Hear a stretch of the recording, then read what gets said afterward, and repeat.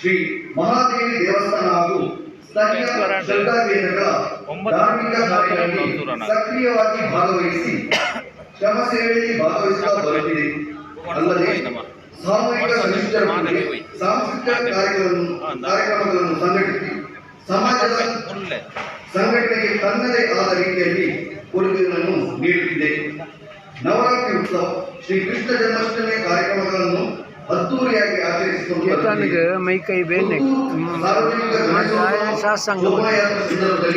ವಿಭಿನ್ನ ರೀತಿಯ ಅಪಾರ ಜನಪ್ರಶಂಸೆ ಪಡೆಯುತ್ತಿದೆ. ಇವೆಲ್ಲದರ ಜೊತೆಗೆ ರಾಷ್ಟ್ರೀಯ ಹಬ್ಬಗಳಂದು ಸಾರ್ವಜನಿಕ ಸ್ಥಳಗಳಲ್ಲಿ ಸ್ವಚ್ಛತಾ ಕಾರ್ಯಗಳನ್ನು ಆಯೋಜಿಸುತ್ತಾ ಬಂದಿದೆ. ಬೇರೆ ಬೇರೆ ಸಂದರ್ಭಗಳಲ್ಲಿ ಜಿಲ್ಲೆ, ರಾಜ್ಯ ಮಟ್ಟದ ಕ್ರೀಡೆಗಳನ್ನು ಸಂಘಟಿಸಿ ಯಶಸ್ವಿ ಕ್ರೀಡಾ ಸಂಘಟನೆಯಾಗಿಯೂ ಗುರುತಿಸಿಕೊಂಡಿದೆ. ನಮ್ಮ ಸಂಘದ ಸದಸ್ಯರ ಕಬಡ್ಡಿ ತಂಡವು ದಕ್ಷಿಣ ಕನ್ನಡ ಜಿಲ್ಲೆಯ ಅತ್ಯುತ್ತಮ ಕಬಡ್ಡಿ ತಂಡವಾಗಿ ಗುರುತಿಸಿಕೊಂಡಿರುವುದು ನಮಗೆಲ್ಲರಿಗೂ ಹೆಮ್ಮೆಯಾಗಿದೆ. ಶ್ರೀ ಮಹಾದೇವಿ ಯುವಕ ಮಂಡಲಕ್ಕೆ ಸ್ವಂತ ಕಟ್ಟಡ ಇಲ್ಲದ ಸಮಯದಲ್ಲಿ 2017ರ ಇಸವಿಯಂದು ಶ್ರೀ ಮಹಾದೇವಿ ಸಂಕೀರ್ಣದ ಬಳಿ ಎಲ್ಲ ಯುವಕರು ಕೈಜೋಡಿಸಿ ರಾತ್ರಿ ಬೆಳಗಾಗುವುದರೊಳಗೆ ತಾತ್ಕಾಲಿಕ ಕಟ್ಟಡವು ಸಂಪೂರ್ಣವಾಗಿ ನಿರ್ಮಾಣಗೊಳಿಸುವುದು ನಮ್ಮ ಸಾಧನೆಯ ಪ್ರಥಮ ಮೆಟ್ಟಿಲು.